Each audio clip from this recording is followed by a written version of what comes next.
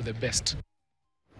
Tuachana na masuala ya elimu, tuangazie masuala ya siasa ambapo kundi la makasisi kutoka Kuria Magharibi wamejitokeza kukashifu kisa cha kupurwa kiatu kwa Rais William Ruto wakati wa ziara yake ya maendeleo sehemu ya Kehancha, Kuria Magharibi, kaunti ya Migori.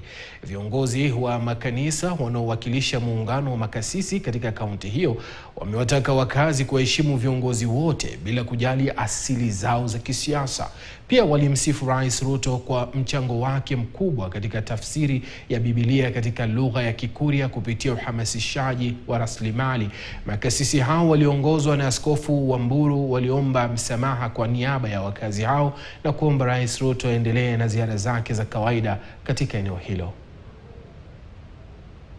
Kama Wakuria tunaomba msamaha kwa kitendo kilichotendeka jana, kitendo cha aibu, kitendo ambacho ni cha kudharalisha jamii yetu ya Wakuria. Wakuria ni watu ambao wana heshima na imejulikana toka kitambo. Ni watu ambao tunaheshimu viongozi wetu. Kitendo hiki kisifanyike ikaonekana ya kwamba Wakuria ni watu ambao hawana heshima kwa viongozi wao. Kitendo hicho kilichotendeka ni kitendo kibaya kabisa na tunakilaani kabisa kisirudiwa tena.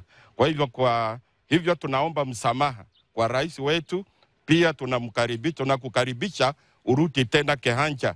Kehancha ni sehemu ya amani. Huyu aliyemtuma atajulikana, lakini tumekuja kujitoa kwa kitendo hiki kwamba hatuhusiki.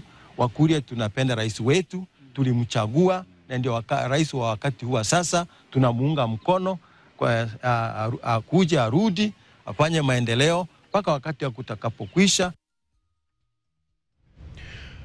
Washukiwa watatu wameshtakiwa kwa mauaji